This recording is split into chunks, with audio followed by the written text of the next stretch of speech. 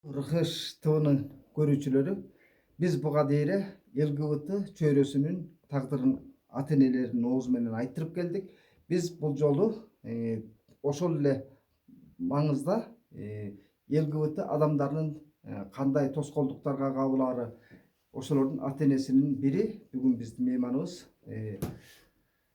менен тааныштырабыз. Бирок адамдын коопсуздугу үчүн атын жашырып башка ат менен беребиз. Так, теперь к вопросу. Для вашей безопасности я назову вас просто Надежда. Хорошо? Хорошо. Ага. Вот в обществе люди ЛГБТ часто сталкиваются с разными проблемами. Вот вы бы назвали каких проблем? Ну, мой ребенок столкнулся с проблемой здравоохранения. Придя в больницу, попрося помощи у медика, он получил отказ. В грубой форме. На каком основании некомпетентность врачей наших будет уничтожать психику, самооценку наших детей? Если мой ребенок попросил, значит, они давали клятву Гиппократа. И неважно, трансгендерный ребенок, гей, лесбиянка или какой-то другой, или обыкновенный ребенок, они должны дать квалифицированную помощь. А если они этого не могут дать, если они не хотят этого дать, то значит не место им в здравоохранении, не место им быть врачом. Вот мое мнение такое. Мы платим налоги. Они получают за счет наших налогов, за счет налогов наших детей, они также работают, Да, также платят. Да. Они получают зарплату. Почему они тогда берут с моего ребенка налог и в наглую берут с него процент на свою зарплату? Тогда откажитесь от зарплаты. Тем не менее, они этого не делают. Да. Также наше правительство не хочет наказывать таких врачей, хотя очень много обращений родителей, детей. Через это очень много детей погибает. Погибает от того, что не получили эту помощь. Погибает от того, что в связи вот с таким грубым, наглым, ну не знаю, я даже слов не могу найти, как мама. Наши дети, очень многие кончают жизнь самоубийством, не получив. Да, многие родители по-скотски относятся к детям, да? Да. Не у каждого ребенка сильная психика. Есть и родители, которые отказываются, не принимают своих детей. И потом, обратившись к врачам или в какую-то другую структуру государственную, там им тоже так же отвечают, так грубят, унижают, оскорбляют. Дети не выдерживают и погибают. Стоит ли это того, вот это вот наши предрассудки, чтобы наши дети, которых мы родили, которые будущее наше, вот так вот к ним относиться? Я как мама, я не могу понять. Да, мне тоже было трудно, да, понять все, но я поняла, приняла своего ребенка, потому что это мой ребенок, потому что это мое будущее, потому что я его люблю, и я никогда не променяю своего ребенка ни на какие предрассудки и никогда не дам в обиду своего ребенка.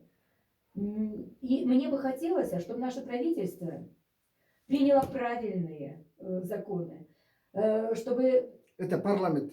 Ну, парламент, да, чтобы, если врач, сделав вот такое вот наглое унижение, получил по заслугам, чтобы его наказывали. Вплоть до лишения, сейчас в основном у нас как, частные клиники, вплоть до лишения лицензии на медицинское вот это вот лечение, на медицинские лечения, на медицинское вот это обслуживание.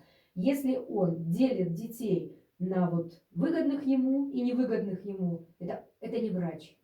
Потому что врач должен любить свою работу, и врач должен, если он уже взялся за это, он должен быть от Бога. Ему не важно, кто это будет, ребенок или там старик, или неважно кто.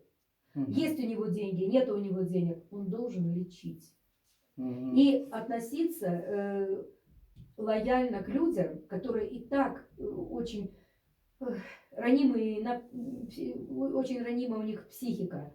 Потому что везде преследуют наших детей. Это неправильно. Наши дети точно такие же. Они очень талантливые, очень способные. Они также работают, принося нашему государству пользу. Да, они тоже одаренные, как Да, и другие они дети. очень одаренные. Просто многие не знают, родители там или просто люди, что ну, считают как, о, это какой-то там неизвестно какой. А еще я видела такую ситуацию в больнице или неважно В где. всяких Да, да, учреждениях, да. да. Зайдя ребенок, мало того, что его унизили, потом еще начали какой-то травкой обрабатывать. Он что? Дьявол? Или, он, или что? Это что за какие-то... Мы же живем в 21 веке. Или психушка направляет. Да, да, да. Мы же движемся к Европе. Так почему же мы ведем себя как в каменном веке? А ваш ребенок кем является? Он или она? Он у меня он. Точнее, кто? Гей? Гей, гей. Да. Но это не важно. Мгм. Я люблю всех детей одинаково.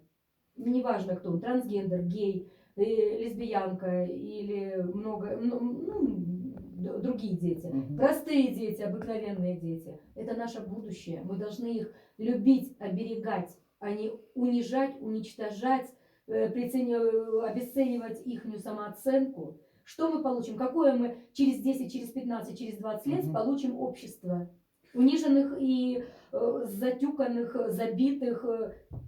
Но мы же шли от этого. Мы же Мгм. сколько лет шли от этого. Мы почти 100 лет шли от вот этого всего, чтобы у нас было равенство. И любые хоть это будут по расовой, хоть это будет, чтобы они имели одинаковые права. Мгм. Надежда, к вам один последний Да, вопрос. Вот пожалуйста.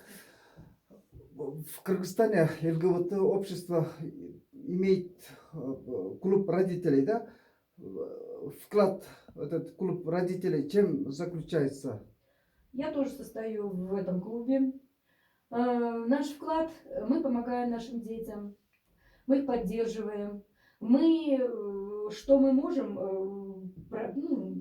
составляем планы. Эти планы, что родители могут в госструктурах или там, например, это, в других каких-то этих, мы детям своим помогаем. А самое главное, мы поддерживаем детей, мы их любим, чтобы они не были одиноки, чтобы они знали, что они значимы в этом мире, что они нужны в этом мире, и что мы никогда не предадим и не поменяем их на что-то, на благосостояние свое.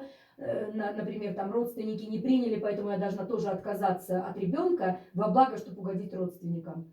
Вот здесь вот мы объясняем родителям, объясняем детям, что они значимы, что они любимы, что они нужны нам, чтобы они повышали свою самооценку, шли дальше, развивали нашу культуру, образование. Они же тоже там будут все по возрастанию, выучатся, также станут кто-то медиком, кто-то это. Но только главное, чтобы им не мешали, чтобы не препятствовали, чтобы им тоже давали продвижение по всем этим ступеням.